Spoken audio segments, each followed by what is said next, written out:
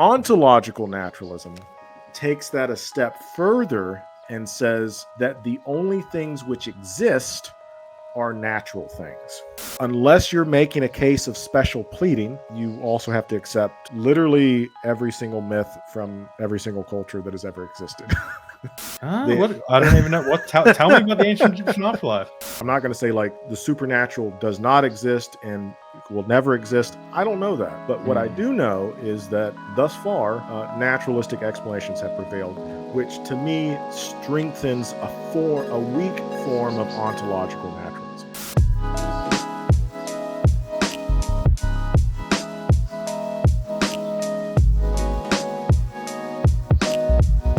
Welcome everyone to the Deep Drinks podcast, where the drinks are deep but the conversations are deeper. Today we have the amazing philosopher and history teacher of philosophy and history. Oh my gosh, I'm already getting jumbled up. Give a bit of an introduction. This is Michael Granado. He's a naturalist philosopher who is also a history and philosophy educator with specializations in philosophy of science. Michael is an advocate for naturalism, which says that all beings and events in the universe and whatever their inherent characters may be are natural in origin. Michael is doing Plato, Aristotle, and Francis Bacon's work by offering free philosophy and history education on his YouTube channel. Links in the description. Welcome, Michael Granado. Well, thank you. And also thank you for that very flattering introduction. I appreciate that. No, I got a bit tongue-tied there for a second, but that's okay. Sorry about that. If anyone doesn't know, the Deep Drinks podcast, where the guest chooses their favorite drink and we sip it together while we discuss deep topics. And today we have what you drank in when you're going through your education, right? Yes. I started in high school. That's a different topic for a different day, but it also got me through college. Yeah. Awesome. So it's Miller's Light, right? But Miller Light, yeah. Miller Light. Unfortunately, we don't have that in Australia. So we have, I could have ordered it in, but I didn't have enough time. But I have the other Miller Genuine, whatever it's called, which I think might be pretty similar. But because I'm an Australian, and this interview might go for a while, I'm double parked. Nice. I think that's important. So I've got two ready to go. And this conversation is going to be awesome, I'm sure.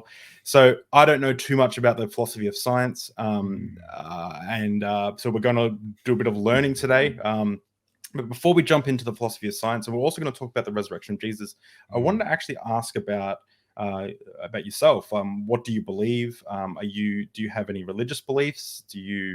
What got you interested in academic research and study? Why are you a philosopher? Let's unpack that, right? Feel like I'm in my therapist office. Yeah. What is wrong with you that you became a philosopher? Actually, my wife had a psychology professor once that said that philosophy, people who philosophize and the study of philosophy stems from a sort of mental illness. I don't necessarily agree with that, but I also may or may not prove their point. So you agree and you don't agree. That's right. Yeah, that's right. No, and speaking of mental health, a bit of disclaimer here. What got me into philosophy was largely a result of what happened to me during my childhood. So I will be talking about grief, depression, dealing with loss, just heads up, right? Awesome. All that fun stuff. Yeah. Yeah. So I grew up in the United States. If you can't, is the majority of your audience Australian, or you get a lot of Americans? A lot of them, no, most of them are American. So okay. I think, but it's starting to spread worldwide. We're taking over the world slowly. Yeah. So you're the one with the accent, not me. That's good. I grew up in the southern United States, which is commonly referred to as the Bible Belt, in the state of Georgia. My mother, I was raised by a single mother. My grandparents were also an integral part of my life when I was younger. My grandmother and my grandfather kind of grew up in very impoverished traditions. My mother made very little money, raising me by herself, taking care of me, all that good stuff. I kind of came to these questions at a really young age, largely as a result of the loss of my grandfather and then subsequently my grandmother. both of who helped raise me. My grandmother and grandfather would watch me while my mom went to work, that sort of thing. I lost my grandfather when I was about 4. And that was the first time that I can remember thinking about death and about what happens after we die. And of course, being very upset about the loss that I had experienced. And is, you're talking about a 4-year-old. Anytime you're talking about children kind of confronting grief, it's a really messy, complicated process. And my mother was not in a position financially, nor did she have really the education background to understand. And when I was younger, not to date myself, but mental health wasn't really like a thing that people talked about, right? Especially in the part of the world where I lived.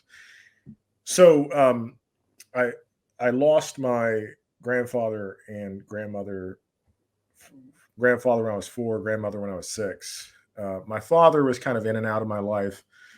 Not to, I don't want to break down and cry on your podcast here. That's all right. You can cry as much as you want. It's a safe space. We got booze, so it's all right. Right. The more booze I drink, the more I'll cry, probably. So. No, my father is, the story of a lot of young American men, kind of in and out of our life. Was an alcoholic. So speaking of booze, and died from liver failure when I was 13. So going into my teenage years, there were a lot of questions about death, about grief. I didn't really have an outlet for a lot of this stuff. It was, very confusing. And in my community, the place where you went to kind of figure that out and to talk through that and to work through that was church. And so the local church that I went to kind of became what the place, and the pastors there would kind of help me work through that. I would go and I would meet with them. My mother took me to meet with them on a regular basis because I had all these questions and I was trying to figure all this stuff out. And so I'd have regular meetings with our local pastors and ask them about all of these things. And that's kind of what also led me into religion, to accept religion. I was a practicing Christian for most of my life, really. Oh, wow. I didn't know that. Yep. In the Methodist Church at one point in time, I was considering going into the ministry. I went to theology school, all that good stuff. But yeah, so that's kind of what got me into philosophy. Through Christianity, I came to philosophy because all the questions that I have, they didn't stop, right? One of the biggest questions that I have, classically put, would be the problem of evil, right? Why do bad things happen? Why do bad things happen to good people? Why do bad things happen to children? Christianity provided a sort of answer to that, of course, but when you're a Christian, the problem of evil is still a problem, right? So now the problem becomes, well, why did God allow that to happen, right? And so that it's through the lens of Christianity that I kind of got introduced to philosophy, mostly when I was in high school. And then when I went to college, my aspiration was to go to college to become a minister. And so I studied philosophy formally at a state university. It wasn't a Christian university. I got a BA in philosophy.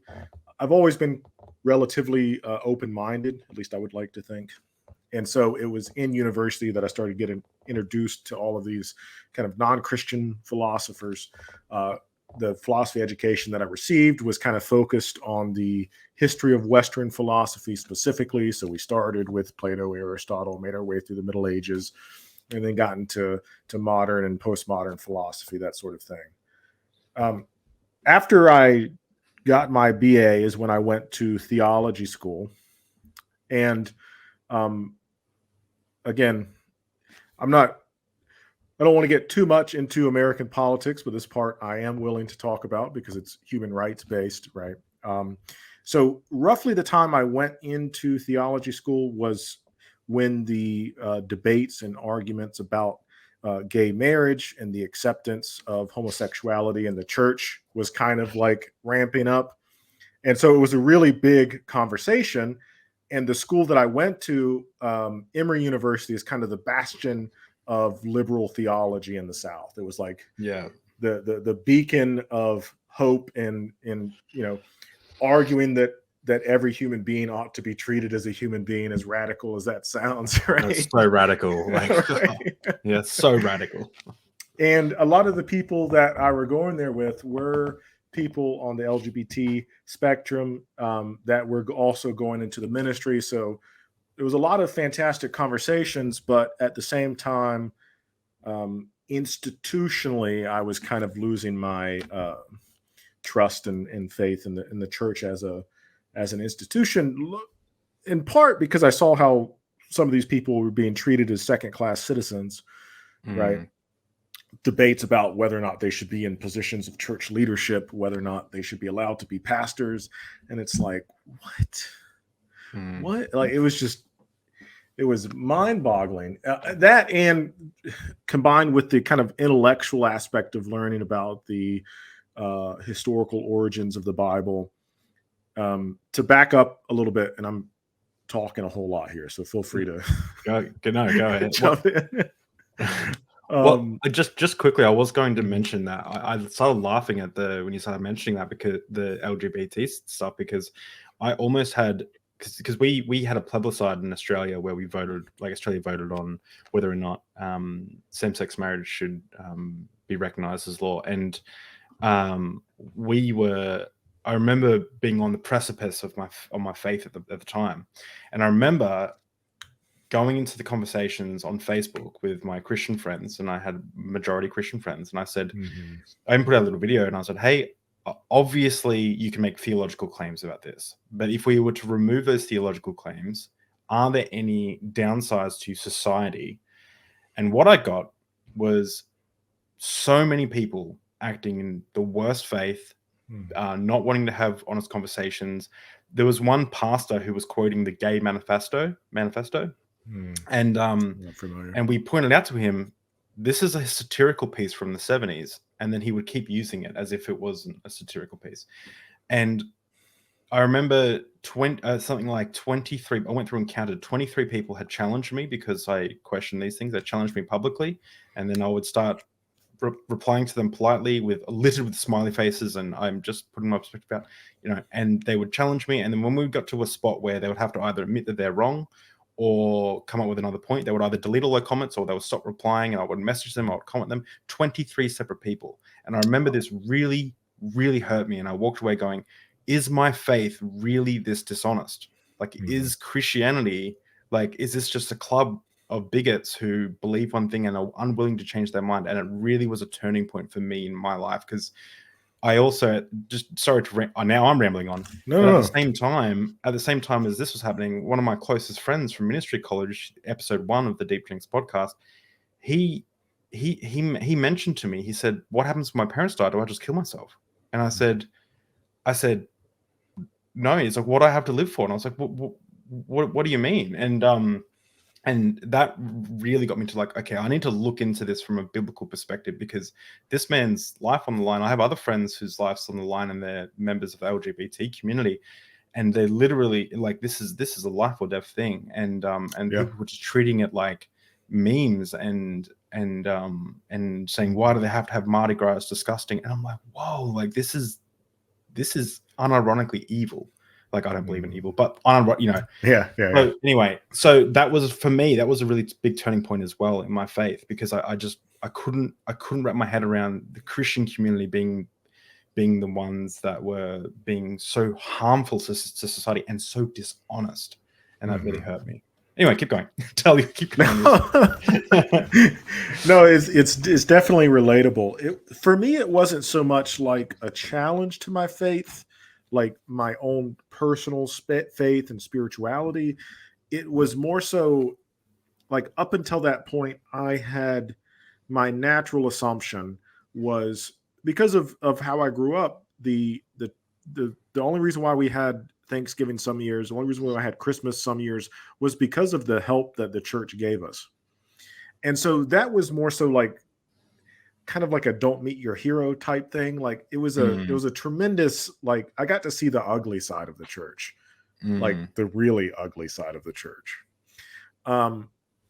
What kind of challenged my faith in theology school was more so the theological assumptions that I had brought into it, that up until that point hadn't necessarily been challenged.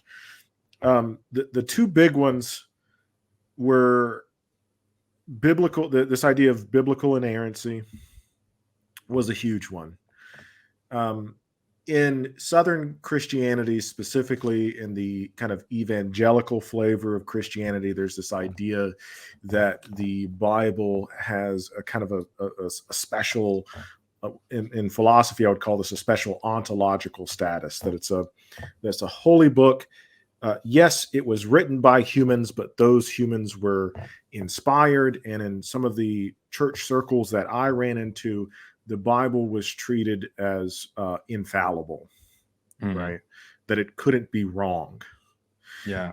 And ironically, it was the things that I learned in theology school that started to undermine a lot of that. Yeah. I remember asking my pastor, I was like, oh, what about the parts of the Bible that are wrong? And he said, there are no parts of the Bible that are wrong. It's just that we don't understand why they're right yet. And I was like, okay. I was like, okay. And then I remember going, all right. And I walked away. And then, but years later, when I was saying I was researching the Bible, I was like, no, these can't be right. This is like a married bachelor. This has to be wrong, which is fine. Like, doesn't mean Christianity is not true. It's just, it just means that it's not perfect. Anyway. Yeah. And to be clear, I don't, to make it very clear, a lot of the people that I went to school with, the school that I went to, there was a very open and welcoming environment. Especially for gay people. And a lot of the people that I went to school with are still ministers, but it's a different view of Christianity than that's commonly presented of American evangelicalism, especially.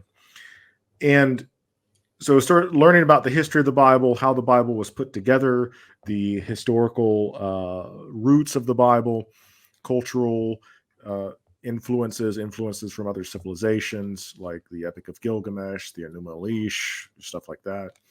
And then the other thing that started to kind of cause a division in my own personal life, spiritual life, was it was in theology school that I started to specialize in the history of science, and I started to focus in on the relationship between science and religion.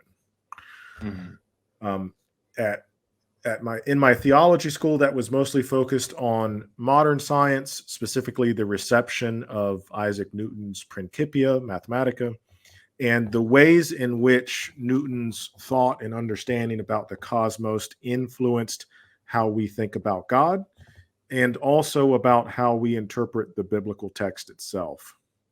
So there's a lot of really fascinating dialogue that happens during this period. I'm going to save that for later because I'm about to start talking about Galileo, and I don't want to start talking about Galileo yet. But to round out this part of the conversation, after that, I went to and got so I have a master's of historical theology, a master's in history, focused on the history of science, specifically the reception of Darwinism in 19th century America. So more history, science, and relationship between science and religion. And it was after I received my second master's that my mother died.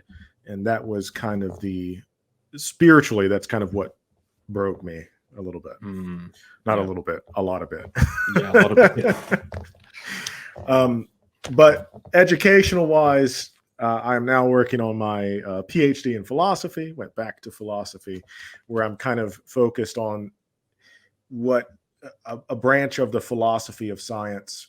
It's more of a historical bent. I'm focusing on early 20th century conversations by a French philosopher named Gaston Bachelard, who was one of the first people to kind of talk about the philosophical implications of Einstein's theory of relativity and what that means for scientific epistemology and what it also means for other areas that are tangentially related to it, such as ontology and even things like logic and stuff like that.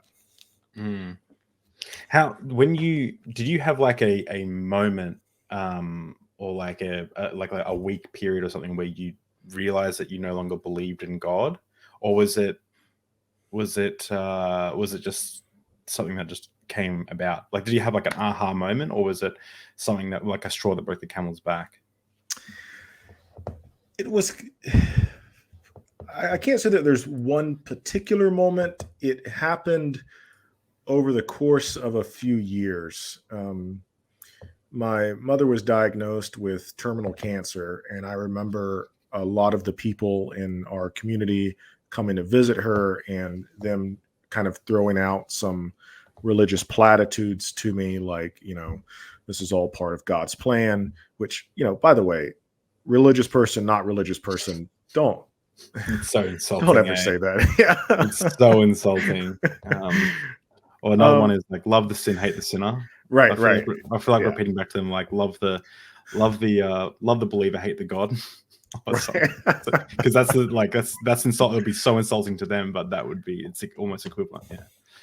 Right. I mean, practically it was kind of throwing out of religious platitudes, having people pray for me and pray for my mother, and eventually like realizing like this means nothing to me.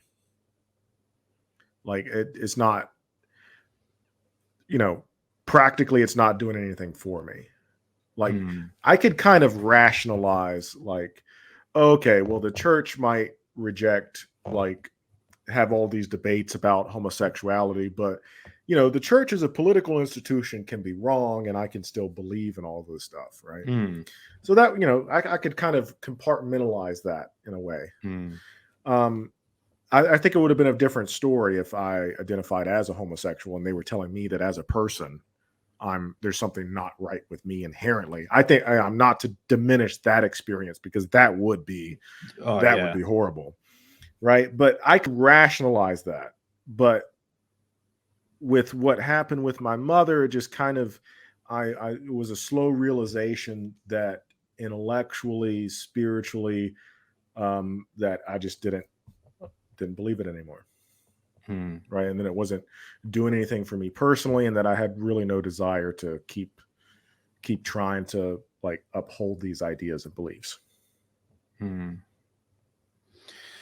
Right. Wow. How did you so something that I noticed when I stepped away from my belief system is two things. It was extremely hard. It was one of the most heartbreaking experiences of my life, but it was also one of the most exciting experiences I've ever been through. Did you find that it was, I mean, obviously you were dealing with the grief of your mother, the loss of your mother, but did you find that being able to identify away from your old beliefs was actually a freeing thing, or was it hard, or how do you cope with that emotionally? I never really experienced it like that. My wife had kind of, not to put words in her mouth, but she had it was kind of a liberating experience for her. She kind of found a lot of strength in it once she like was able to say like, I don't believe this anymore. I'm laughing because this is so much. I just interviewed the last episode, a couple episodes ago, my wife interviewed the same thing with her. She said, I think it made me feel better. And I was like, well, so we have very similar, a lot of things in your story are very similar to mine. It's just interesting. Yeah, for me, I mean, there was a period where it's not that I was angry. I'm not like really an angry person, but there was a bit of a existential crisis, I guess would be the best way to describe it, because things that I had held to and believed for so long, I didn't believe those anymore. And anytime that sort of transition happens with a person, regardless of what the belief was, I think it has a tremendous impact on them. One of your core ideas and beliefs have fundamentally changed. So you as a person are going to change as a result. But yeah, I can't say that I felt it was, all of that was kind of eaten up by my grief. And so I don't think I really processed all of that separately. I think it was just all there, kind of wrapped around my own personal history. Yeah. Interesting. How do you feel now, though? Now that you've, like, how long has it been since you've no longer believed in God? It's been about, had to think of what year it was. It's been about 5 years or so, 5, 6 years. Part of it is, part of it's refreshing because I don't have to do as much like mental gymnastics to justify things. Do you find that it's also the questions become more interesting? So like for me, I was not fully a fundamentalist. I believed in like Noah's Ark and all that stuff, but I hadn't looked into it. When I looked into it, I quickly stopped believing in Noah's Ark. But like I would have like if someone said, how does Noah's Ark work? I'm like, God did it. And then that's the end of the conversation, like it's kind of, but when you look, or like, is evolution or creation true? It's like, well, how do you explain this? God did it. And it's like, well, evolution is like, well, actually it's, and you go right into the weeds and the conversation is much more interesting. Right. Have you found that as well? That it's like, it's not just that you don't have to jump through hoops. It's that you can explore every avenue without the baggage of having to like cart along this faith that has to be protected. Yeah, there is a certain amount of intellectual freedom that sort of mindset allows for, because kind of what you were saying, if you're not bringing certain presuppositions to the, not to sound like a presuppositionalist, but if I approach science with the mindset, if I approach like biology with the mindset that God had created each distinct species as completely separate, and that it slowly, maybe they changed a little bit over time, but not so much. Like, it does kind of open it up in the sense for it allows more and deeper kind of explanations, and it allows you to talk about and to explain things on its own terms, which leads to more robust explanations, especially within the natural sciences. But also, honestly, the biggest change was not so much in my intellectual curiosity, because I always kind of had that. I was just a naturally curious kid, and I'm a naturally curious adult. And even when I was a Christian, I would, stay up till like 2:00 in the morning reading about like the French Revolution, just because it like caught my attention, but the biggest impact was on the relationships that I had, and how I viewed people, more importantly, which is weird to think about, but there was no longer this need to justify my relationships with people because I was going to like try to save them or something like that. Like, I could just enjoy them for being the person that they are. Yeah. And I also didn't. Yeah, go ahead. Okay. I was going to say, it was like also like if someone is being toxic to your life, you can just remove them from your life. Like, I used to have this like burden of like, we should help them and stuff. I was like, no. Like, I came to the realization I have a responsibility to my wife to be a great partner. If I come home moody because I've got this toxic person in my life that's affecting our relationship, I'm going to cut that toxic person in my life. Which was, I mean, it's not like Christians can't do that, but it was for me. I never used to do that.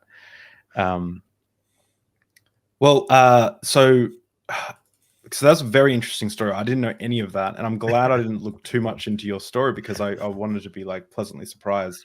But I was wondering if you could give us a bit of a short introduction into naturalism, and specifically the type of naturalism that you subscribe to, which is provisional naturalism.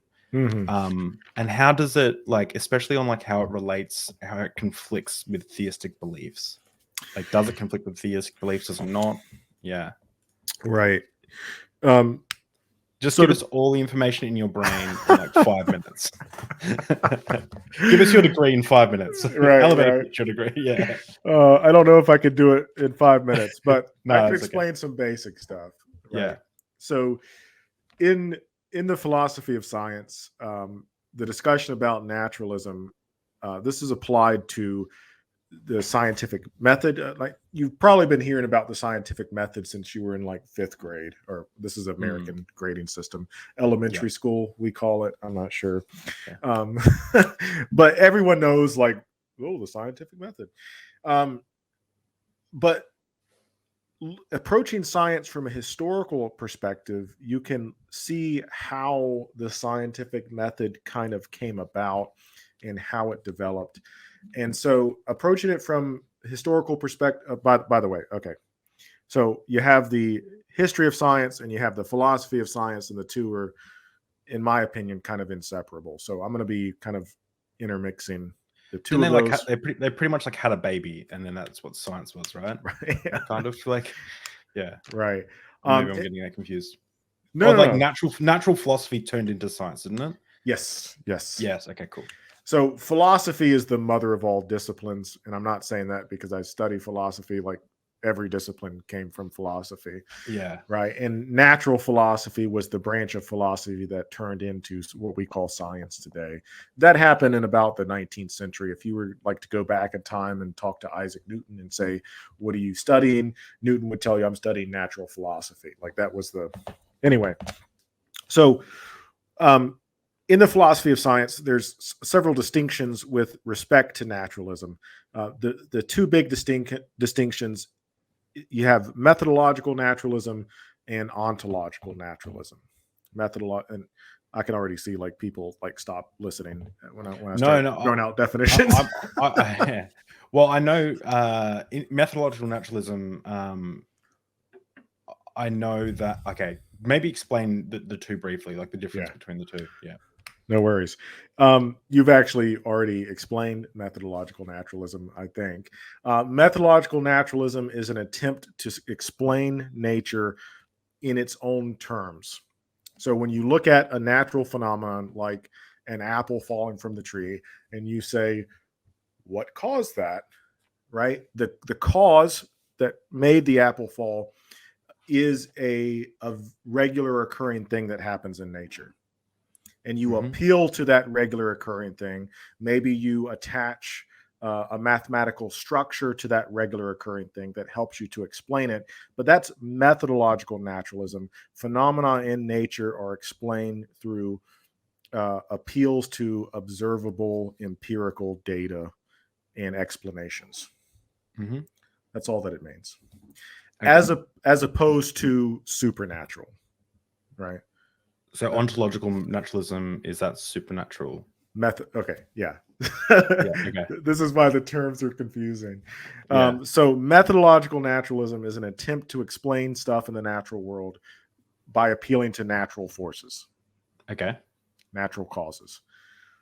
Ontological naturalism takes that a step further and says that ontology is the branch of philosophy that deals with existence. So it takes methodological naturalism a step further and says that the only things which exist are natural things. Right. Okay. So wouldn't methodological naturalism also inductively, I'm not sure if it's deductively or inductively or whatever, but arrive at that conclusion as well? Like if you were to press a methodological naturalist and you were to say, well, you have all this stuff around you that looks natural, wouldn't that arrive at the same conclusion? Or is it just that ontological naturalists are just kind of presupposing that as like okay. So what you just described is the position that I support, which is provisional naturalism. Okay. All right. So the position I support is that basically that methodological naturalism leads to maybe not 100% ontological naturalism, but if you look at the history of science, what we see is the increasing use of naturalistic explanations to explain any and everything in the world around us, and a decrease in supernaturalistic explanations. So the probability that ontological naturalism is true is going up, and the probability that the supernatural exists or interacts with the world is kind of slowly going down, if that makes sense.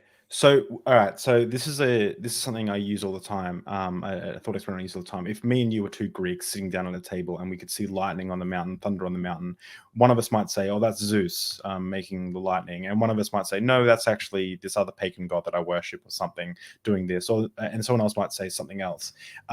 Where in that situation, the correct answer might be None of those things. We don't know what it is yet. And now we understand where lightning and thunder come from. And we don't necessarily, most people, I want to be careful not to offend any people who still believe in Zeus or Apollo or whatever, but because there are people who do, and pagans. I'm sure there are.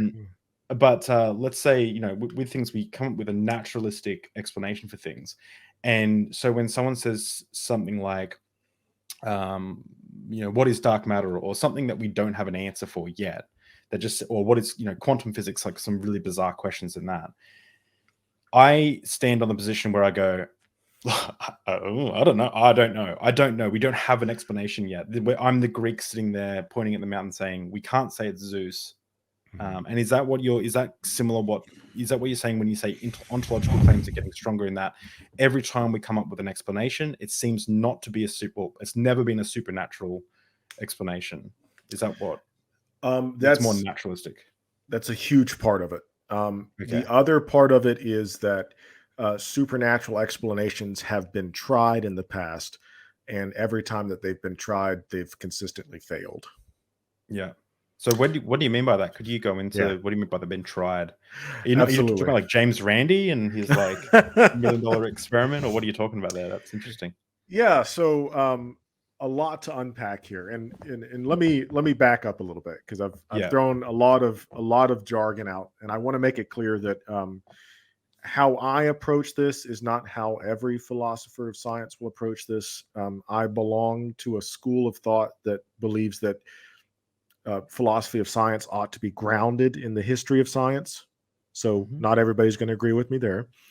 And to go back to the methodological naturalism distinction, not every philosopher thinks that methodological naturalism leads to ontological naturalism. Even very famous atheist philosophers like Michael Ruse will say that science presupposes methodological naturalism and intrinsically separates itself from religion. And this was made famous by the biologist Stephen Jay Gould. He called this is some more jargon. He called this non-overlapping magisterium. Okay. That science has its area, religion has its area, and if you can view it as a Venn diagram, there's no overlap. They're talking about two very different things. I'm disagreeing with that.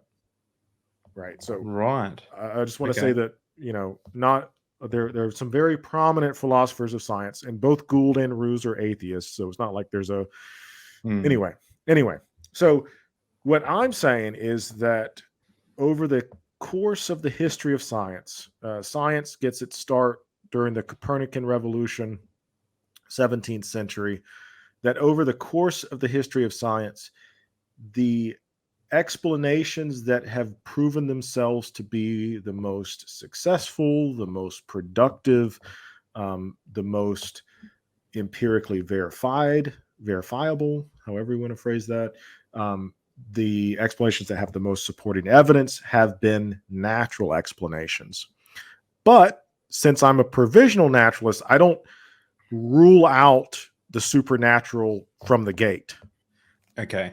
I leave room for it. And over the course of the history of science, to get back to the question you just asked, there have been supernatural explanations put forth as scientific. A couple of really famous examples, and maybe this will help explain it more. First and foremost would be the explanation that was put forward by Newton for God as the kind of maintainer of the superstructure of the universe. And this wasn't like, to be clear, this wasn't Newton saying like, I believe that God exists, or I can harmonize God with the universe. This was Newton saying, at some point, my equations break down, and there has to be a supernatural force intervening in the universe to put everything back in order. There was a gap in his equations and in the explanatory power of his equations, and Newton believed that only God could fill that gap.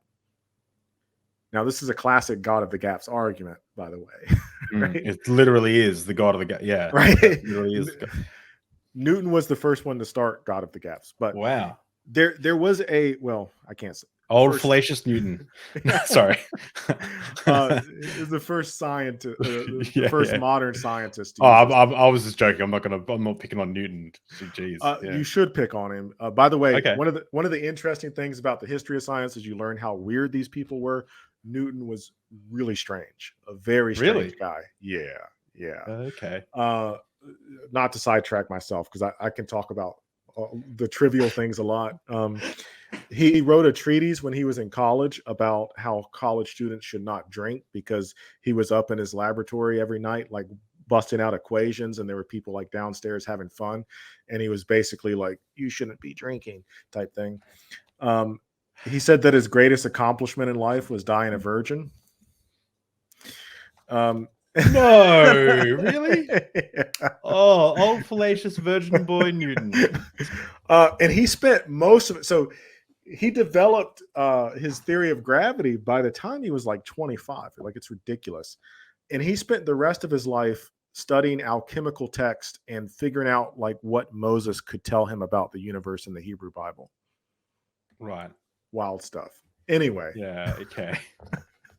Sorry. This is the my students like to get me sidetracked by asking me like no. Yeah. And I'm happy for these sidetracks. This is great. I'm learning a lot. I'm right on the edge of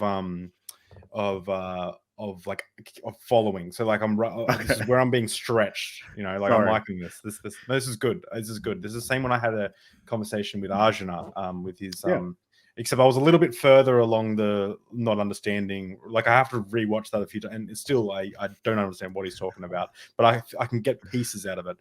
It's a bit easier with you because I kind of understand, but keep going. Yeah. So, like, getting back to Newton's view of God, there was a gap in the scientific explanation that you, as a 17th century astronomer, could legitimately point to and say that, you know, this is a place for God. Mm-hmm.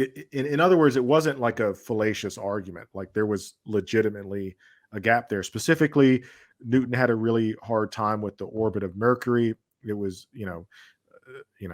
rudimentary telescopes. Mercury, if you look at the night sky and if you spend every single night staring at Mercury, it does some weird things. And so Newton was trying to account for that, and he couldn't mathematically, which was a problem. Anyway, so that would be one example of, I think that at that time, with what Newton knew, it was justifiable to appeal to the supernatural to explain a natural phenomenon, Mercury's orbit. Another example of this would be the debate that happened in biology in the 18th and 19th century over vitalism, which was the idea that biological life had this sort of innate animating spirit that couldn't be reduced to a mechanical process. Mm-hmm. In other words, like, there was something about they called it like the life force that was not purely physical. And this is like the really the explosion of medical technology and the medical sciences. So this is where you get all those really awesome drawings of like people being dissected and stuff like that. And they were trying to figure out like, what is it that animates us, right? Because we can break down the heart and we can like trace all of the veins in the human bodies, and they were starting to like dissect the brains and talk about like different parts of the brain.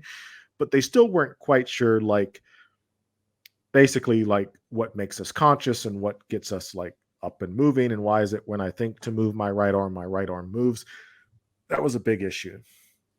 And so a very popular explanation is that some aspects of human physiology could be explained by appealing to this vitalistic principle, specifically like the motion of the body. Like, why is it that when I think to move my left arm moves? Like, biologists in the 18th century would say, well, if we accept vitalism, that would be a legitimate scientific explanation.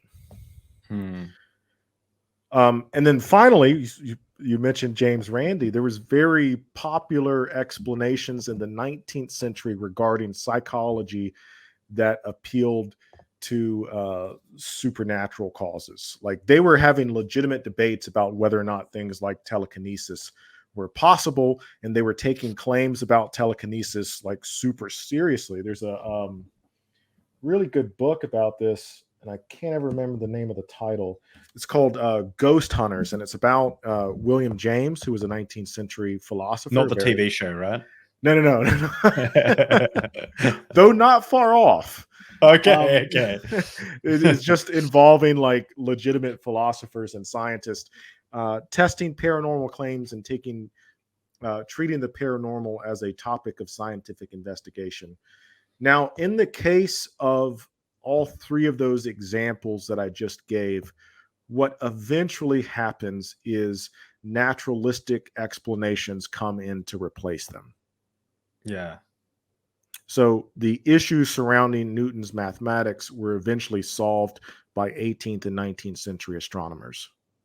Mm-hmm. As telescope technology progressed and as new advents in mathematics, and not to get super boring here, but especially the advent of non-Euclidean geometry allowed us to have a better explanation for why these things happen. In biology, it just resulted from a better understanding of human physiology, specifically the understanding that the brain sends messages to the other parts of the bodies via these neural connections. In the case of paranormal psychology, all the studies and investigations that were done were basically inconclusive.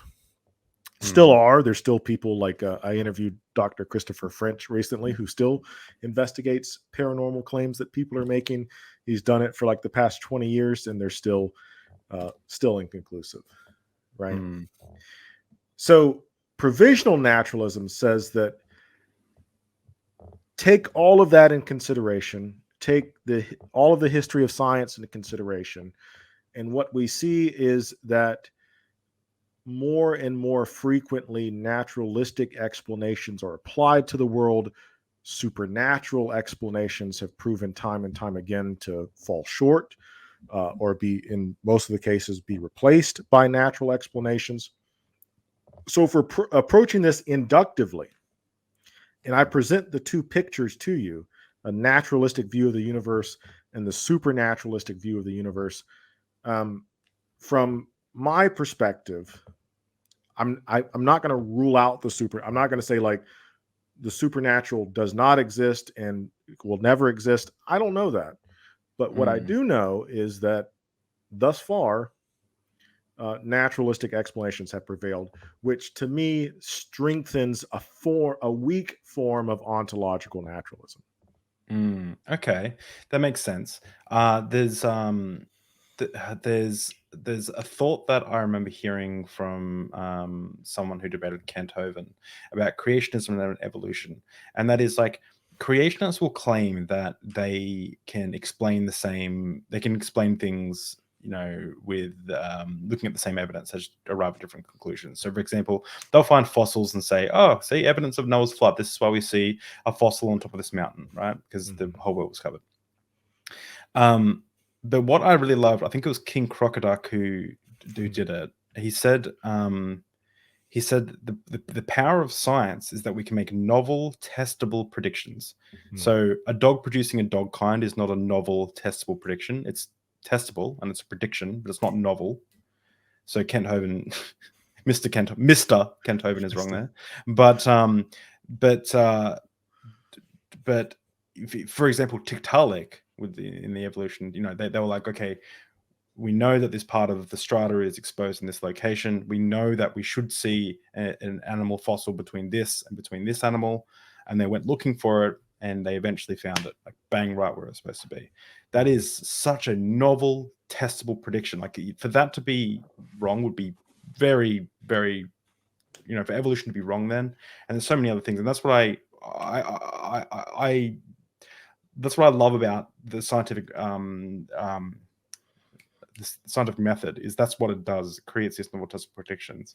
And a question I always have for people who subscribe to supernatural things as like obviously true is like I have family members who 100% believe in the power of Ouija boards as like a real thing. They say they've experienced them, they've moved around, and I said, okay, well, like we could solve the world's energy crisis. So what we could do is we could literally create a giant Ouija board, and we could connect some like things to it so that it converted its supernatural power into kinetic energy, and we could create power through that, and then we could just sit there all day asking it questions, and it would and build kinetic energy and I posted this as a bit of a joke on Facebook, and all like a couple of people, including some relatives, were like, no, they're real and blah blah blah, you don't want to mess with them and stuff. And I'm like, okay, but like, well, in that case, let's solve the world's energy crisis. Like, let's just build a Ouija board that can convert its spiritual energy to a kinetic energy.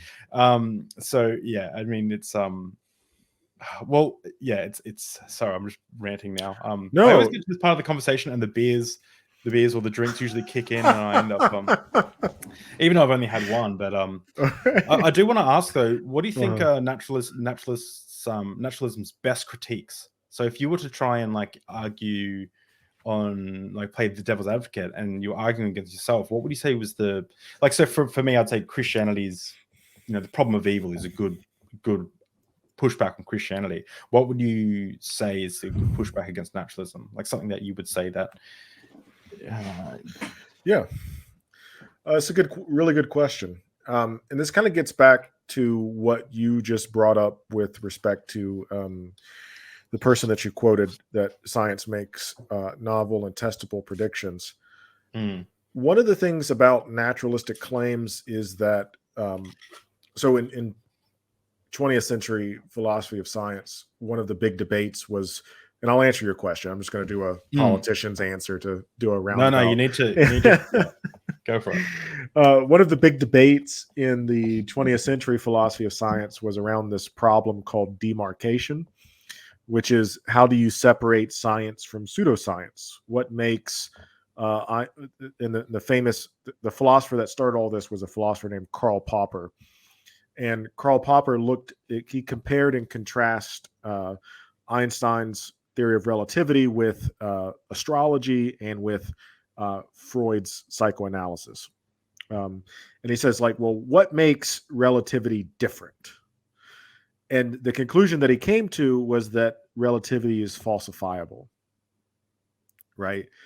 So when Einstein, the history of relativity is super fascinating. If you want to see like what a good scientific theory looks like, study the history of relativity. It checks off all the boxes.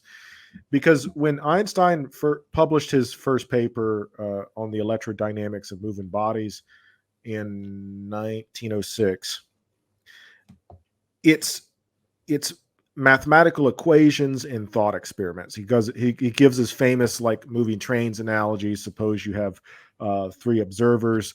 One observer's on train A, one observer's on train B, and one observer's on the platform that the trains are passing by. And anyway, I won't get into it. But when Einstein first put forward his theory, it was simply a mathematical explanation that showed that things like absolute simultaneity, that it was theoretically possible for absolute time not to exist, and that since we did not have good evidence to believe in an ether, which was this theoretical substance that the Earth moved through. Sorry. Flat earthers. I've been talking to flat earthers recently, and I've just learned what ether is. So yeah. By the way, the McKinley-Morrison experiment showed that if there is an ether, that it was having zero effect on the movement of the Earth through space. So that's how I found it. Is they sent me a video debunking that. And then of course at the end is a 3-minute video. Of course, it's like, oh, the God's perfect. I'm like, oh my God, gosh.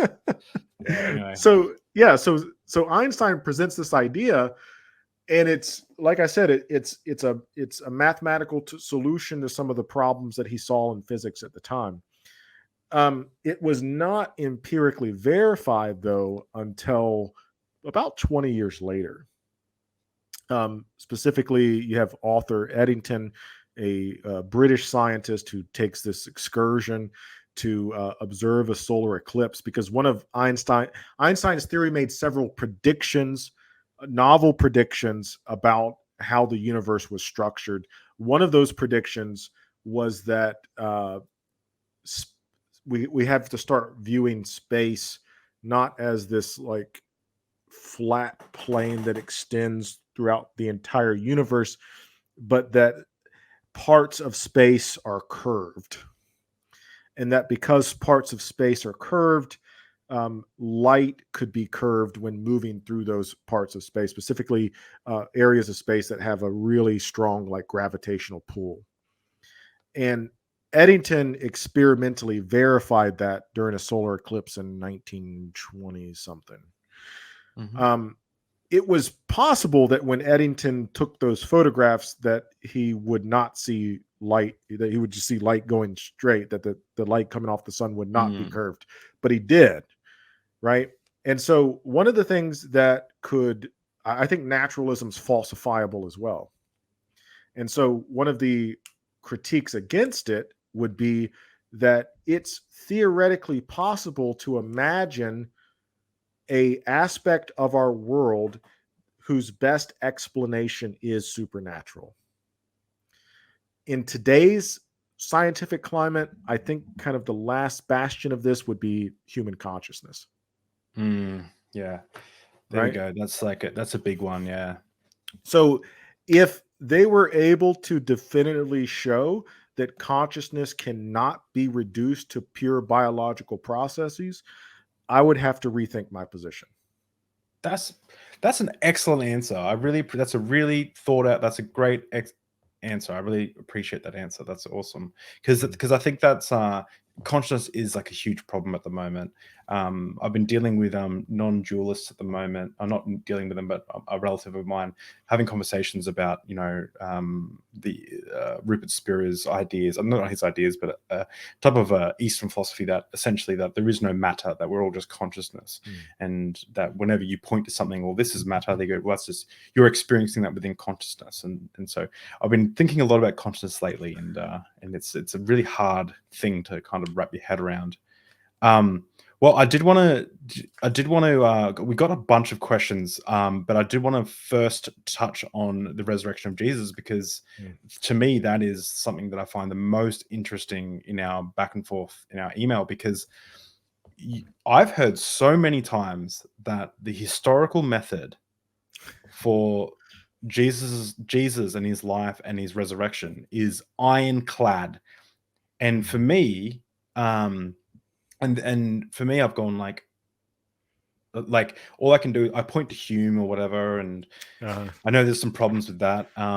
But like you mentioned something that really stuck out to me, that is that you said one of my biggest problems is that with the historical criteria used in these arguments, they're not used anywhere else in history. So I'd like for you to just explain that a little bit. Yeah. So I'm going to take off my philosopher hat and put on my historian hat. Yeah. Cool. Switch gears a little bit. Yeah. So this is it's an interesting topic. And I want to begin by calling attention to what scholarship in and around early Christianity looks like. So what I mean by this partly is you don't have people with the same vested interest studying subjects like World War II that you do with people studying early Christianity, for obvious reasons, right? When you're studying early Christianity, you're not just talking about historical events, you're also talking about the beginning of a religion. Mm-hmm. And oftentimes the people studying that beginning of the religion belong to that religion. Mm-hmm. So there's a difference between, I think there's a categorical difference between history and religion and how both of these disciplines approach the past.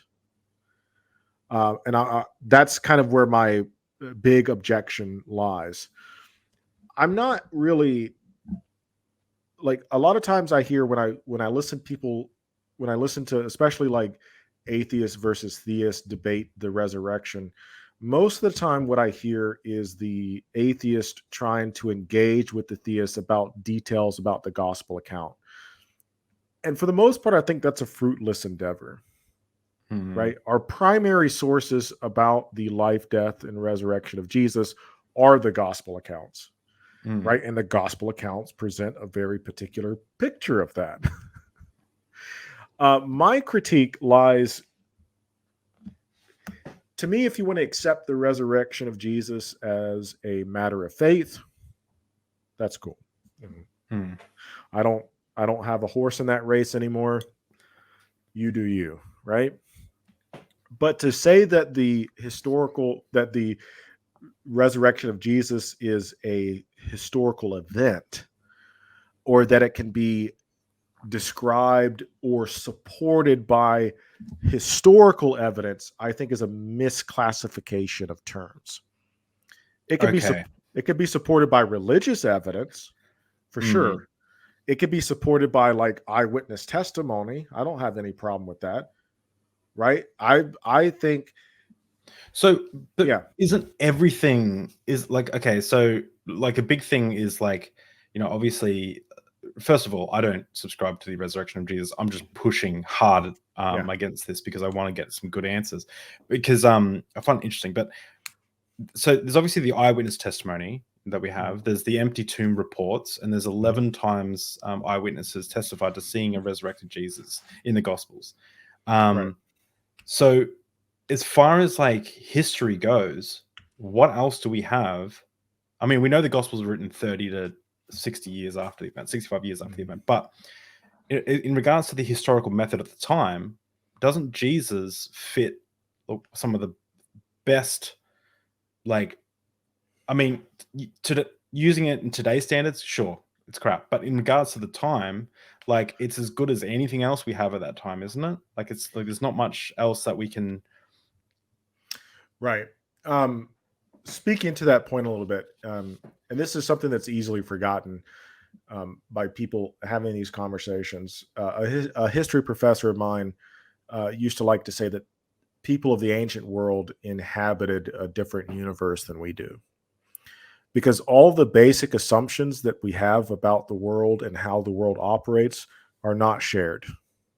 Okay. So they lived in a world where angels and demons and spirits were as tangible to them as, I'm about to go watch RuPaul's Drag Race after this, as RuPaul's Drag Race is for me, right?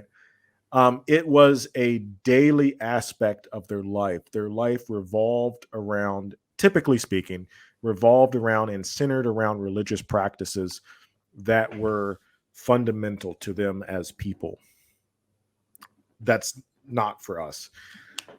Now, to answer your question, like, I don't see a reason arguing with, again, going back to the debates that I've heard, like, the disciples believed that Jesus was raised from the dead. Like, I don't think you can argue that. I'm willing to accept them at their word. That's what they said. That's what they believed. But that doesn't mean I have to accept the ontological position that resurrection is possible and that the supernatural realm exists and that as a result God exists. Right? There's a lot of leaps there. So historically, here are my problems with that. I'll lay them out and you tell me what you think. So yeah, the people that make these claims, these sorts of claims are not made anywhere else in the historical scholarship. Like, you'll never find, I can't say never, you might. You'd be hard pressed to find a legitimate academic historian who studies something like World War II, making the argument that some sort of supernatural event occurred. They don't do it.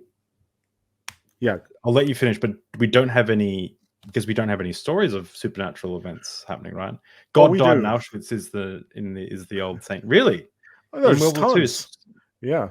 Really? So I'll give you some examples, and this is why I think the criteria that the people who argue for the resurrection, one of the problems is that you make that argument, and if you're consistent with that argument, you have to accept a whole host of things. of like Sathra Sai Baba, for example, right? from India. I'll use World War II. So every October, I like to teach classes. I call it Spooktober. It's a cheesy high school thing, right? And so one of the classes that I taught it was a book that was written about Nazis and the occult. And the Nazis were really big into occult sciences. Okay. And there are plenty of very high-ranking Nazi officials, specifically Goebbels. Is it Joseph Goebbels? I can't remember Goebbels' last name. As well as some other people in Hitler. Hitler himself, I don't think we have reason to believe it. I'm getting bogged down in the history. But there were some people, very high up Nazi officials, who believed in the occult power and who believed that they were harnessing occult power to reinforce the Nazi army. And they would do this by finding occult artifacts and, casting like magic spells and building castles that align with certain like geometrical features of the stars. And they tried to harness that power to use it against the Allied forces. And they believed that. And people like Goebbels would write in his journal about the things that happened to him and that he experienced. There's a reason why he was pursuing it, because he believed that some of these things had happened to him. So did he have like spiritual things happen? Like he saw an angel, or he felt something or something? Are there events that happened, or is it just that they had some weird faith that they tried to subscribe? Well, so that's the distinction, right? If the evidence that you're presenting is eyewitness testimony, like I can find you plenty of eyewitness testimony about all sorts of things that reportedly happen. But that doesn't mean that those events actually happened. Mm-hmm. But let me present my methodological objections. Mm-hmm. Yeah. And then you feel free to come back and play devil's advocate and stuff like that. Yeah. So I think that arguments for the resurrection in terms of historical evidence supports the resurrection violates two aspects of historical methodology that, again, no academic historian worth their salt would be willing to violate for good reason that I'll outline. The first is that it violates this idea of historical contingency.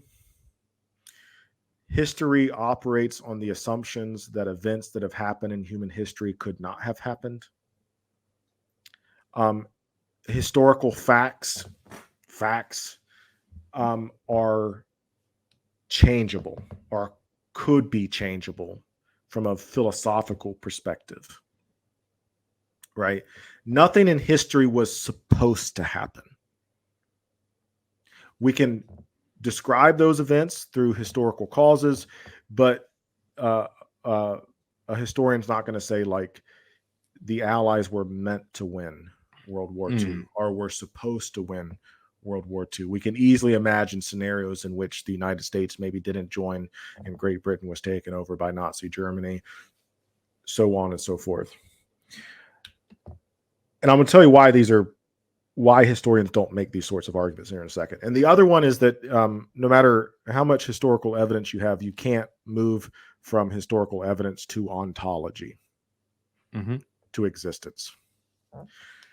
So the reason why violating contingency is a big historical no-no, I can kind of present in philosophy what's called a reductio ad absurdum, to use the same sort of argument, apply it to a different situation, and show why it's not so great. Right?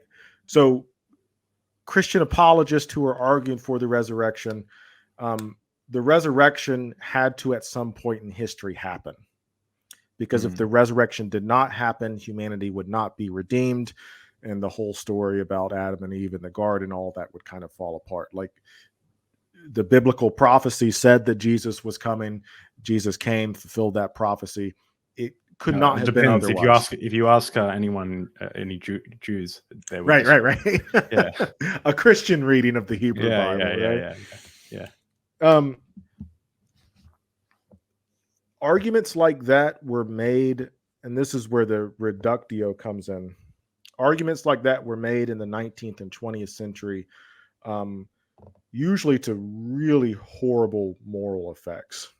So, for example, in the United States, the concept of manifest destiny, the idea that the United States ought to span from one coast to the other coast, and that this was a historical inevitability, that it had to happen, and that God had ordained it to happen, was used to justify the genocide of the Native Americans. I did not know that. That's right. Disgusting. Likewise, the idea that the colonial expansion in the 16th and 17th century by the Europeans, that the Europeans, there's a classic question in modern history, which is why did the Western powers end up in the position that they're in? Like, why is it that the United States, Great Britain, France are first world countries, quote unquote, first world countries, and parts of Africa are third world countries? 18th, 19th century, the argument was, well, there had to be something special about these European civilizations, that they were doing something that other nations weren't, and that it was sort of inevitable that Europe would kind of come to this position of power, because why wouldn't they? So both of those arguments presupposed a deterministic view of history, that history had to turn out a particular way. And we know that by studying those historical events, that both of those explanations are wrong. They're wrong because it could have easily been otherwise.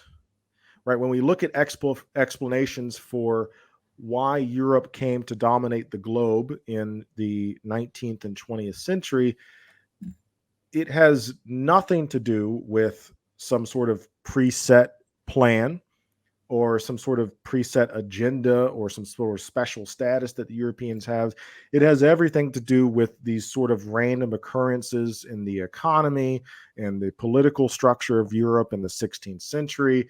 That all kind of hobbled together allowed for this sort of thing to happen.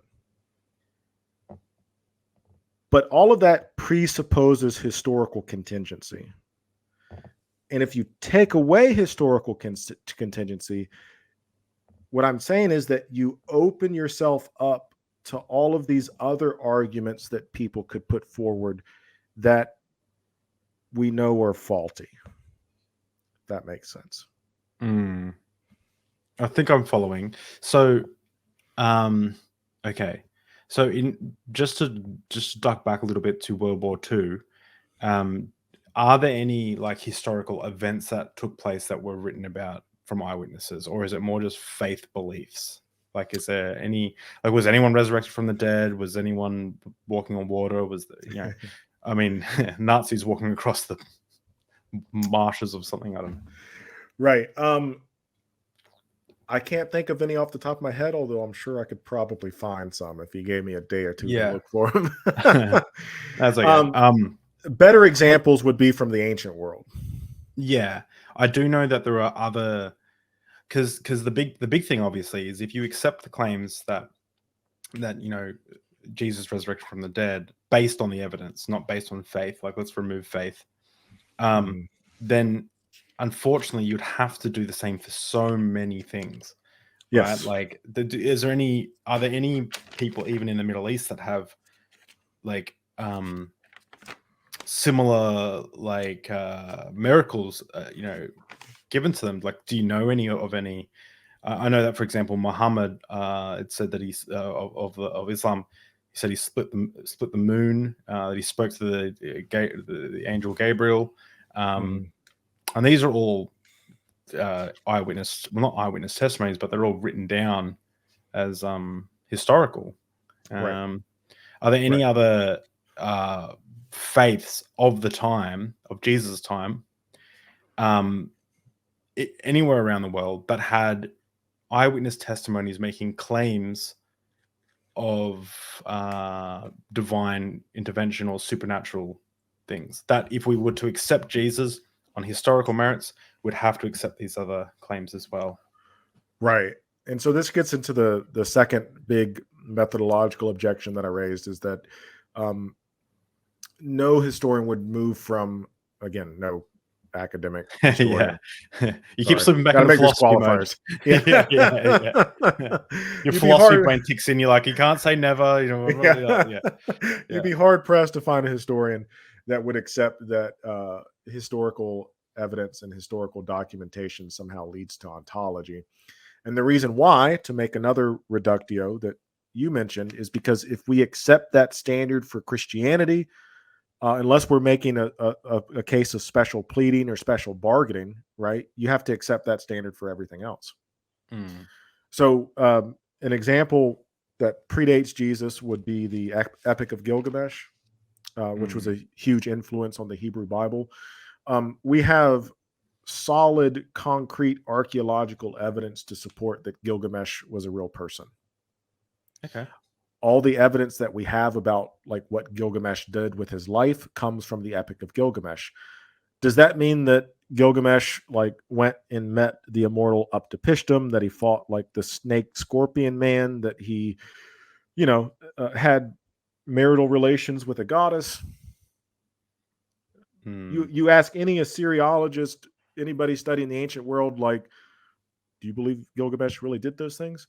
Well, no. Right? But this kind of goes back to what I was also mentioning earlier, but the people at the time may have believed that he did because that was the world they lived in. They lived in a world inhabited by goddesses who wanted to seduce mortal men. So yeah, Gilgamesh could have slept with a goddess. Like that would have made sense to them, right?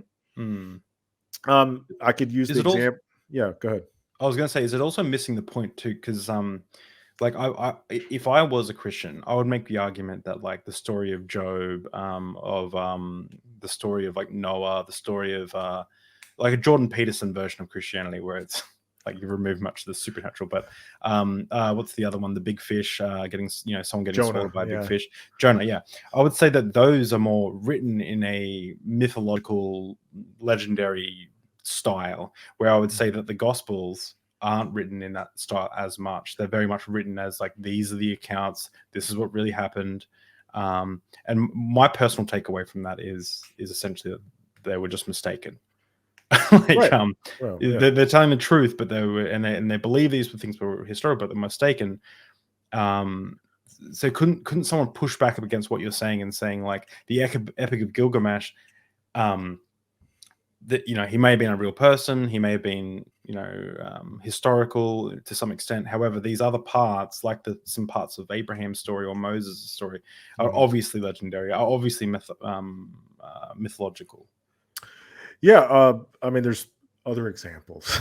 Right? Oh, okay. So yeah, like I could grant that. Like, okay, well, yeah, we could read Gilgamesh as being mythology, right? So maybe a better example would be the life of the historical Buddha, Siddhartha Gautama.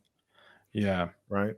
So again, we have primary sources that were later canonized in much the same way that the New Testament was canonized in the Pali Canon. But the historical Buddha, Siddhartha Gautama, by the historical archaeological record, was a real person. He had disciples. Those disciples saw him perform miracles, right? They saw him do things, supernatural things that they could not otherwise explain. So if you accept the sort of criteria that's put forward to accept the resurrection of Jesus, you would have to also accept that Siddhartha sat under a Bodhi tree for 30 days and 30 nights, that he battled the god Mari, and that eventually he overcame the human condition to obtain enlightenment, release from the cycle of nirvana, right? So the criteria, my objection would be that the criteria putting forward, if you're going to use that, okay, but if you're consistent with that criteria, you also have to accept all these other things. Yeah, I was trying to look this up on the side while you were talking, because I know there's another first century Jewish teacher that apocalyptic prophet that did some miraculous work. I forgot what his name is. I'm just typing in like random. Yeah. Oh, you No. yeah. I don't know their names. Yeah. I don't know their names, but I took a New Testament class with Luke Timothy Johnson, about as well respected as of a New Testament scholar as you're going to get. Like, the guy's has a ridiculous scholarly output. But he talks about the first century context. There were several people that we know about running around at the time that claimed to be the Messiah, and several people running around at the time that were performing miracles. Again, miracles was just part of the fabric and ethos of first century life in Judea. So, yeah, it's Vegetable had alternative facts. What book is that? What is that called? I'll post that in the comments for people to read if they're interested. Yeah, it's just called The Writings of the New Testament by Luke Timothy Johnson. Johnson is a Christian. I studied with him. He's a more I guess what we would call a liberal Christian. He wouldn't argue that the resurrection is a historical fact. He would argue that it's a matter of faith, right? Yeah. But anyway. Oh well, that's super interesting. I'll jump onto the Q&A, because some of the Q&A questions are about the resurrection. In fact, most of them are. So I asked a bunch of I tagged Michael Jones of Inspiring Philosophy, 127 apologetics, X27 apologetics, I think it's called, who both follow me on Twitter, and Mythvision podcast. Derek from Mythvision was the only one who engaged in it, and I'm wondering why the Christians didn't jump to throw some hard questions your way. But Derek from Mythvision, he's also a naturalist, and he said, what do you think actually happened in history if the resurrection didn't happen? Yeah, that's a fantastic question. I just wanted to get your take, like what you thought happened. Yeah. What do I actually think happened? And I also want to be clear about another thing. I am not a New Testament scholar. Yeah. I studied 20th century history, not first century. Yeah. Anyway, I mean, what do I think happened? I think that there was a person named Jesus, and that his disciples believed that he fulfilled all of this prophecy. I think that they believed that he performed miracles, and I think they believed that he rose from the dead. And I don't think there's a need to say that they were like being deceitful or that they were lying. The fact of the matter is that people believe all sorts of stuff similar to that. I have a friend of mine who studies cults, right? People believe the same sorts of things about Jim Jones, but that doesn't lead like credence to the idea that Jim Jones performed miracles, that he actually performed miracles, right? Or that there's actually a UFO following the comet Hale-Bopp or whatever comet it was, right? I'll give you an example. A personal example. When I live in the United States. I've lived in the United States my whole life. When I was about 4 years old and I was riding in a car with my mother, I thought I saw a kangaroo outside. We don't have kangaroo, except for zoos. Yeah. Right. And I sincerely believe that. And actually, across the United States, there are tens of thousands of people. I don't know. I'm making this up. I'm guessing there's other people that have seen kangaroos as well. Right. I don't think they're being facetious. Maybe some of them are. I don't think they're trying to like get personal credit or profit from it. Again, maybe some of them are. But I think it's possible to accept that people believed that they have experienced certain things while at the same time accepting that those things could in actuality not have happened. But not to demean that person, right? Take anybody that has any form of like mental illness, right? They believe that certain things in the world are happening. And I'm not saying that the disciples were mentally ill, not what I'm just using this as an example, right?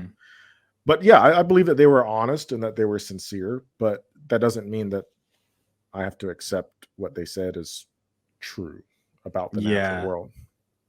I find it very, very interesting that Mark, our earliest gospel, the original ending of Mark does not include either the virgin birth or the disciples' encounter with the resurrected Jesus. It ends abruptly at the empty tomb. Mhm. There's the empty tomb.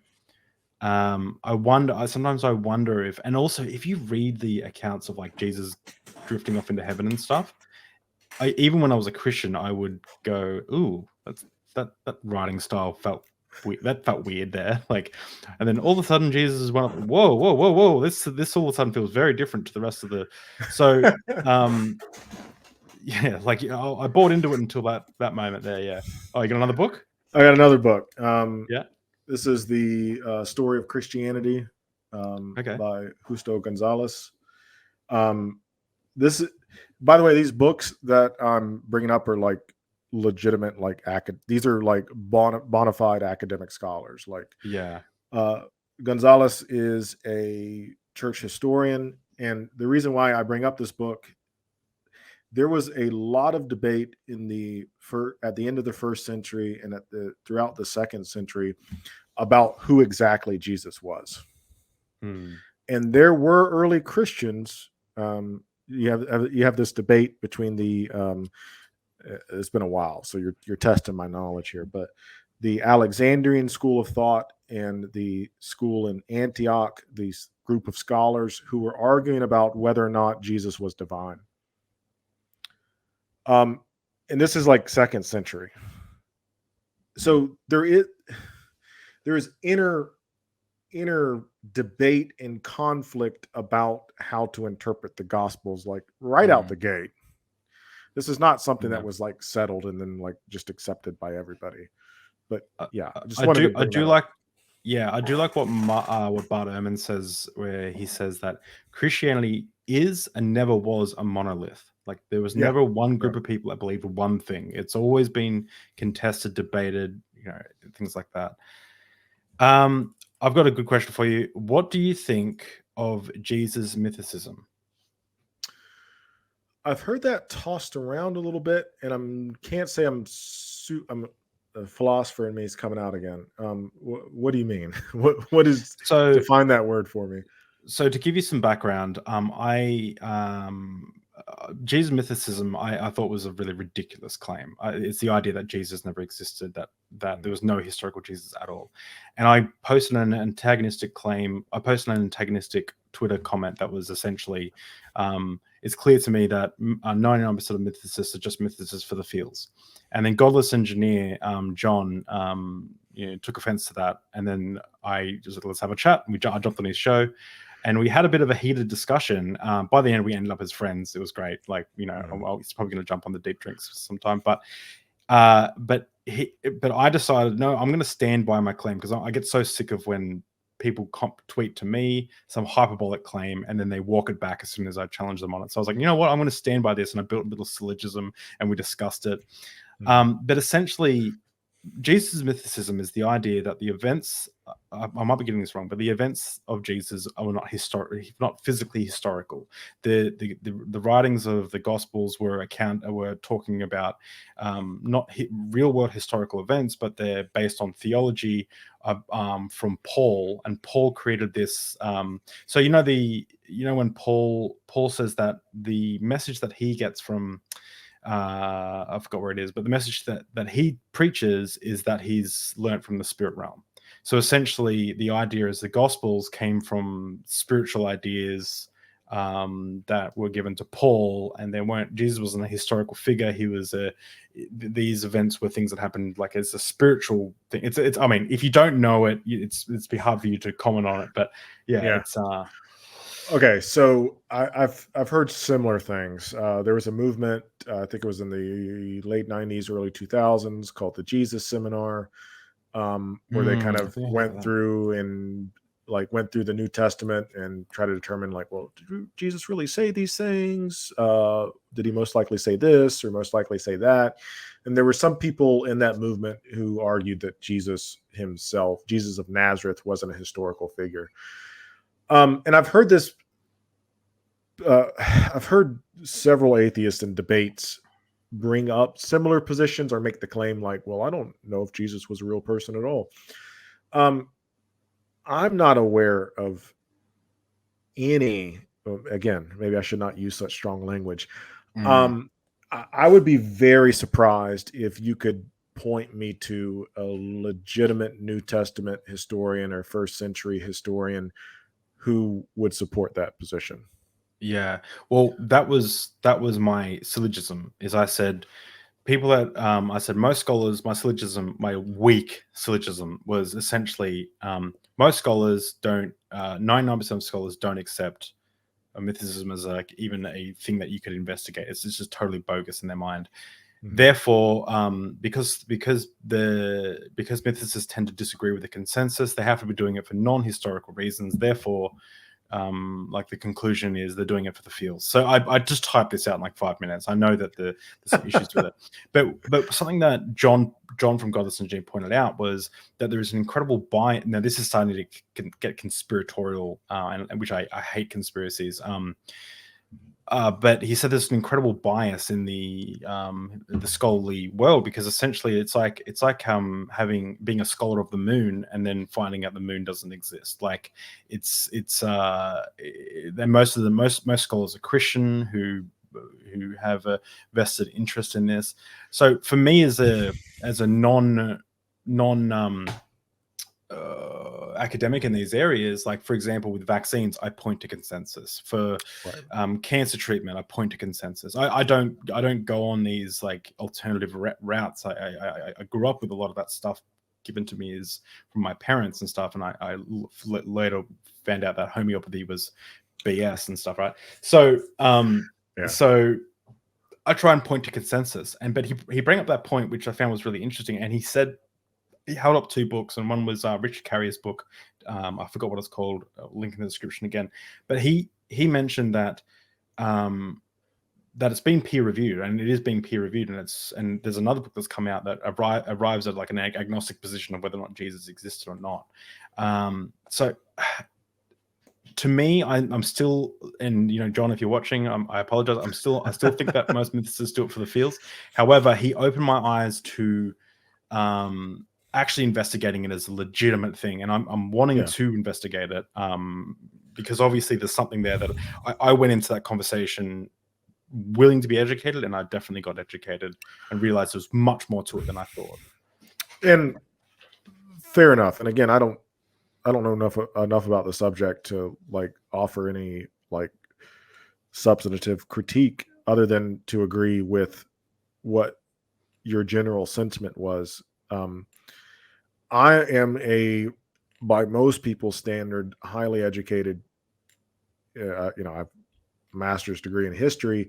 If there's an area of history that I'm not super familiar with or that I'm unsure about, an appeal to consensus shouldn't be viewed in a bad way. You're just accepting what the scholars in the field have come up with. But that's, I guess I don't know this person, and I'm not familiar with the argument, so I'm not like directing this at anybody in particular, but you can change historical consensus. It's not easy. It takes a lot of time, but the idea that like the field is dominated by a particular group of people who feel a certain way and that they kind of like push people out, like I would need to see some sort of evidence for that. And I can give an example of how this happens. This is a very mundane and boring example, but the field that I work in, the philosopher that I examine, his name is Gaston Bachelard. Most of the books that I have about Bachelard believe that his philosophy of time, which is what I'm examining, is purely phenomenological, that he's talking about our immediate sense experience of what time is and how time works. And one of the landmark books on Bachelard, written by a scholar named Mary Tiles, says that Bachelard engages with Einstein, but it's really just polemical. He's just drawn upon Einstein to kind of lend a little bit of credibility to what his philosophy is saying. I fundamentally disagree with that. And this is like the most prestigious scholar in the field that I'm disagreeing with.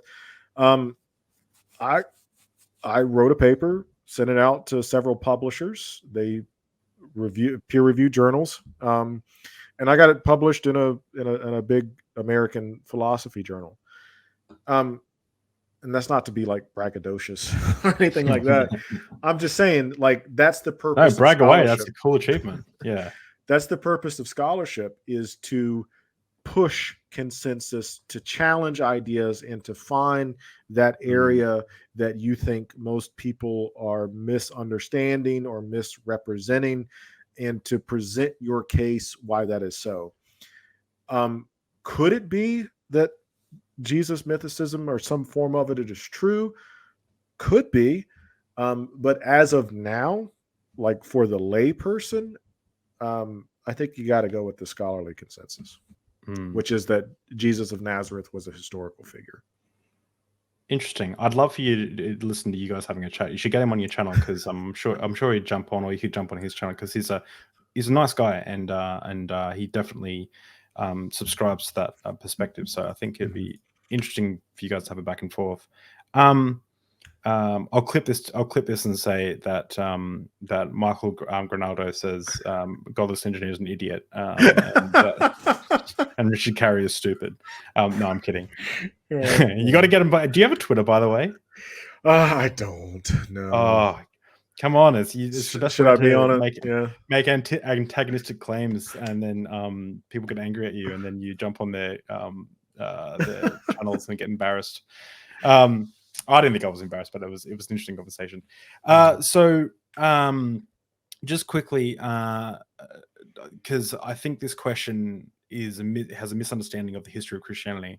So the person is asking, how do you explain the day of Pentecost and all other conversions that fit the same pattern in the last 2,000 years? And I'll just clarify this by saying that, as far as I'm aware, Pentecostal Christians or evangelicals believe that it's the Christianity as being just this, like, what they experience, but without the drums and the music, people getting saved, speaking in tongues and stuff for 2,000 years. Where the more I research into the Pentecostal movement, I'm reading a brilliant book at the moment by Ellie Hardy.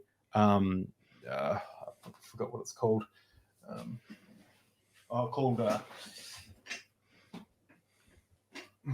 Called Beyond Belief, How Pentecostal Christianity is Taking Over the World. It's a fantastic book on the history of Pentecostalism. And also I've read some Christian text on the history of the church. And from my understanding, this perspective of, like, baptized in the Spirit, speaking in tongues, healings and stuff, that hasn't been a strong development through the ages of Christianity. In fact, it seems to be some of the early Christians, and it seems to have picked up again in the Pentecostal movements of the 18, the Azusa Street revivals and things like that. Yep. So how do, like, so it's a bit hard. But how do you explain the Pentecost? Right. So there are two parts to this. The first part, I would say, like, and I often get this a lot when I'm talking with people and they're telling me about some sort of religious experience they have. Like, I'm not going to sit here and say that I can explain that. How could I? It's a deeply personal, deeply moving, profound experience that someone had with something they believe to be divine. Like, nothing I say is going to hold a candle to it. Yeah. Right. It's their personal experience. So the second part, which I think you picked up on, to say that the conversion experience has been consistent for the last 2,000 years, like, that's a very bold historical claim, which I would need to see, like, some sort of documentation for. I've read about the history of Christianity. I've the Justo Gonzalez book, The Story of Christianity, is a fantastic source there. just for the listeners, what I'm going to do is I'm going to ask you for a list of books that you suggest the readers if they want to dive more into what we've talked about, and I'm going to put it in the description so you guys can check that out. I would just echo kind of what you said in that last part there. If they're talking about Pentecostalism specifically, or the Pentecost experience, speaking in tongues, the kind of conversion experience that comes along with that, I would highly encourage them to read about American history, specifically the First and Second Great Awakening. The sort of personalized experience of the highly personal, highly emotional, highly experience-driven Christianity that most of us are used to today is relatively new. It really started with the First and Second Great Awakening, which emphasized this personal experience. If you look at things like the Cane Ridge Revival that happened in Tennessee, late 19th century, you have these traveling preachers that kind of started this revival movement. They were highly charismatic, very influential speakers that played to people's emotions. And prior to that, if you look at like early Christianity in the United States, like Puritanism was super like stoic. Like you didn't cry, you didn't laugh, like you went to church and you listened to this like super dry sermon that the preacher read like literally like line by line for like an hour, and that was your church service. The Second Great Awakening was like a reaction to that sort of rationalism, which heavily emphasized like personal experience. This is where you get like people like, I come from a very evangelical background. Like you would see like people like dance down the aisles and, you know, sing, stand up on pews and do like a Russian dance or speak in tongues, prophesy over people. Like if that's what they're referring to, historically speaking, that's very new. And that comes out mostly out of American, the evangelical movement that happened in the United States, 19th century.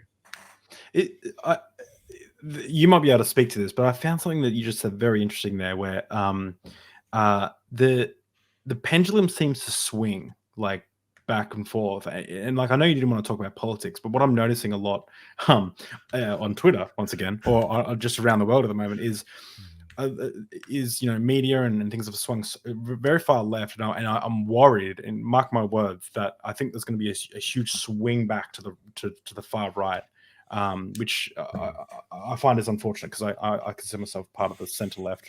And I think that it's interesting that you said that even within Christianity, that it was very rational, very you know, this, and then now it's swung all the way back to the other side. And then even now you see, like, at least from my experience, a lot of the conversations around Christianity that are happening now, at least online, are very intellectually based. So I mean, this is probably biased because I'm just going off what I'm saying, but I really like what Michael Jones. Do you know Michael Jones of Inspiring Philosophy? Yeah, I had him on my channel. Yeah. Oh, he's great. Yeah, fantastic. It's actually pretty funny. I'm probably interviewing a Satanist soon, and we're gonna be drinking tea and scones.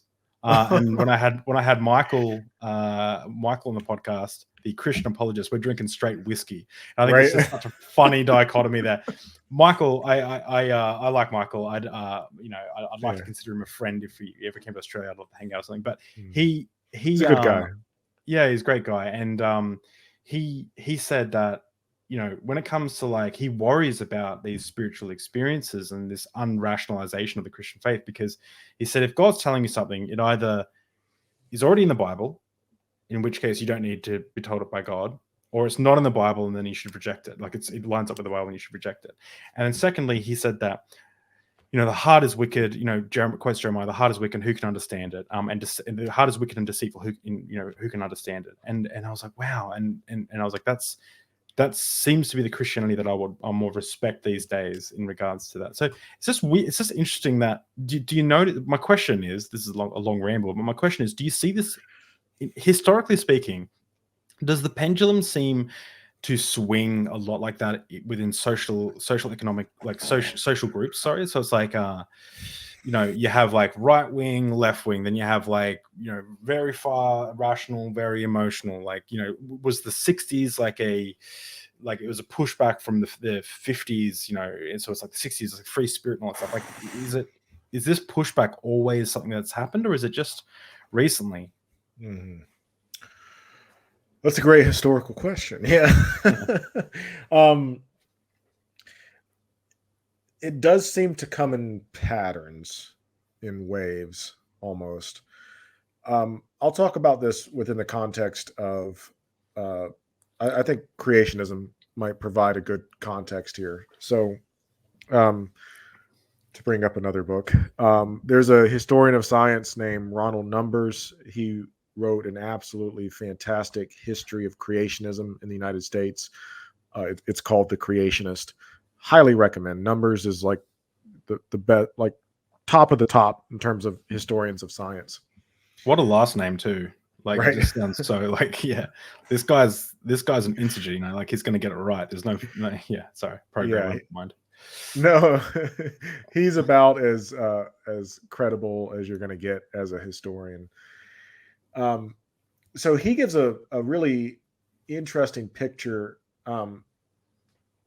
to have a long answer to the question you just asked. Yes, I do think it goes from rational to emotional, rational to emotional, at least some version of that. So what happened with creationism is that prior to the 20th century, there was only a very small group of Christians who were young earth creationists. It was really limited to like the Seventh-day Adventist movement, and Numbers, like when I say he's like credible historian, like super thorough, like he's giving like statistics, and he says there was like less than like 20,000 people in the United States prior to the 20th century that believed in young earth creationism. Like it's that level of history based off of like primary sources and all this, like just a tremendous amount of research.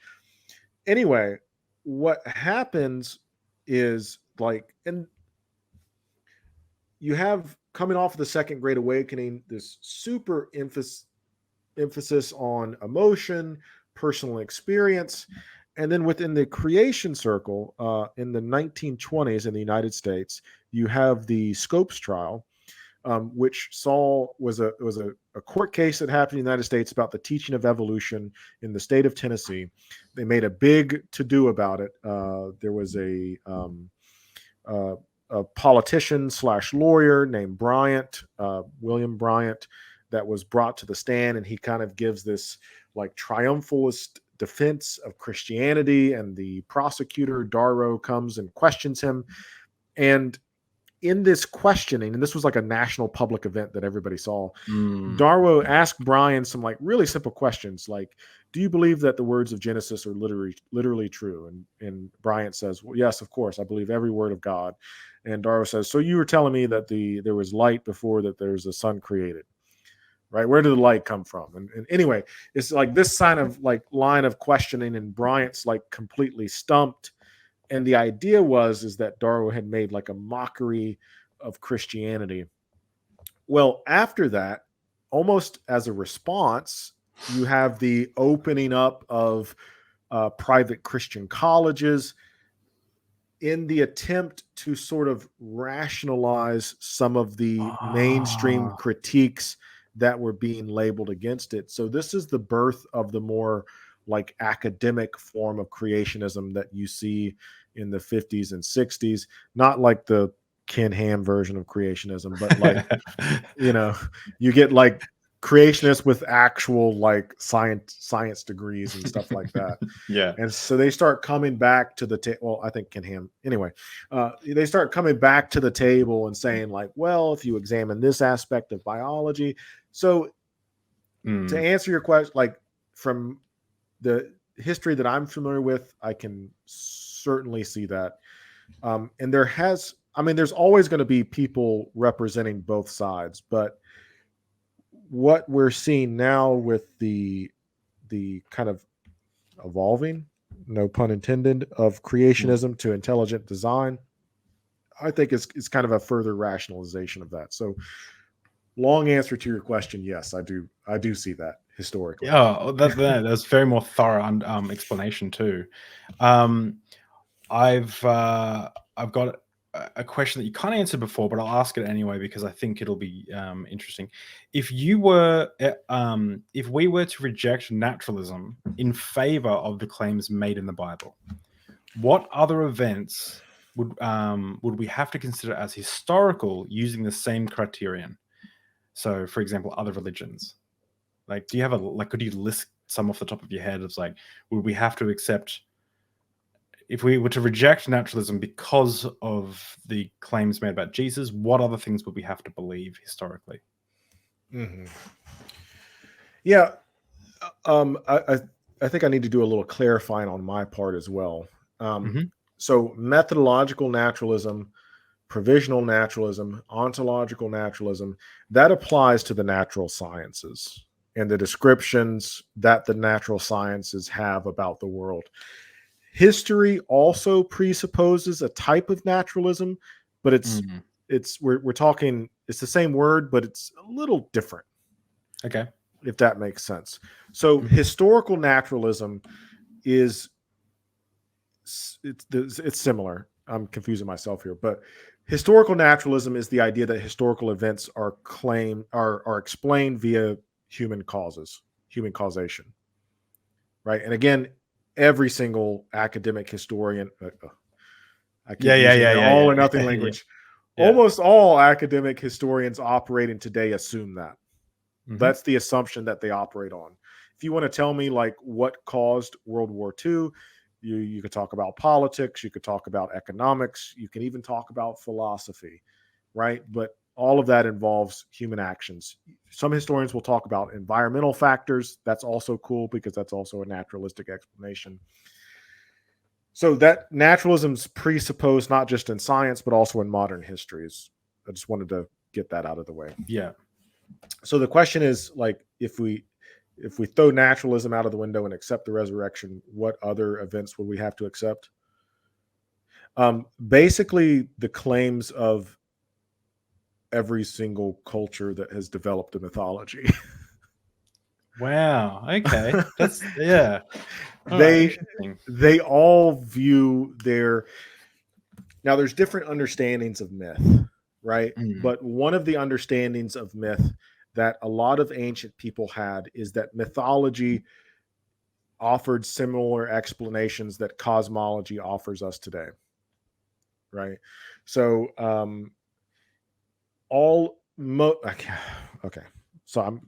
most ancient cultures have origin myths. Most ancient cultures have creation myths about who they are as a people and where they came from as a people. And most ancient cultures had religious leaders that operated within their community that would work and perform miracles. So if your criteria is, well, there's all this eyewitness evidence and all this documented historical evidence, unless you're making a case of special pleading, which is a logical fallacy where you say, well, I'm the exception, right? So unless you're doing that, you also have to accept literally every single myth from every single culture that has ever existed. And so you open up the floodgates. And that was kind of my point with the historical methodology, with the reductios that I was trying to make. Like, history doesn't deal with ontology. And if you want to make the argument that it does, you have so severely lowered the bar of historical criteria that you just have to accept everything. Yeah. Because I don't know what other grounds you would stand on other than to say, well, Christianity is a special exception to that. And then I would say, well, why is that? I don't know what the answer to that would be. Interesting. Two more questions, and then we'll wrap up. But how we know that we can't account for consciousness perfectly yet, but if you were to give your best guess. This is like me talking about the New Testament. Like, I have no clue what I'm saying right now. Okay. Yeah. But my best guess, I think that consciousness will ultimately be explainable via biological processes. Yeah. Ultimately, I would say that it is most likely, like I'm like 95% certain about this, a function of the brain. Interesting. If it's not, I've got some problems. Yeah. No. Yeah. It's it's a huge mystery. It's one of those things too that if we discovered an answer and it was not a biological process, so much like it's almost like it's like we so much of the universe we would realize is not explained in the way that we thought we had explained it. It'd be huge. Yeah, it's a very interesting area of research. I've got the Blackwall Companion to Consciousness up there. Nice. And I haven't. I'm too scared to get into it because I know that it's going to be. I know it's going to be nuts. Yeah, I will say, just because I've been throwing out resources, I think that's a fantastic place to start. Stanford Encyclopedia of Philosophy, if you don't want to go buy a book, that's kind of like the standard of philosophical writing online. Stanford Encyclopedia of Philosophy, just Google philosophy of mind, Stanford Encyclopedia. That's going to give you, not only will it give you a fantastic overview of the current debates happening in the philosophy of mind, it'll also give you a works cited page of 50 different resources you can go and check out. Awesome. All right. Well, I'll also link that down below. And the last question I have is regarding your God belief. What evidence would change your mind? Yeah. I think that's a really good question. Again, I kind of echoing what I said before. What would change my mind would be a explanatory gap within our current worldview that was ultimately answered via supernatural causes. Consciousness, I think, like I said before, probably the best modern example of that. You saw that a little bit with the intelligent design movement in the 90s with Michael Behe. Is it Behe or Behe? I can never. Yeah, Michael Behe. Yeah, I think Behe's his Darwin's Black Box, where he argued for this idea of irreducible complexity. That was ultimately refuted by a lot of different biologists who decided to engage with him.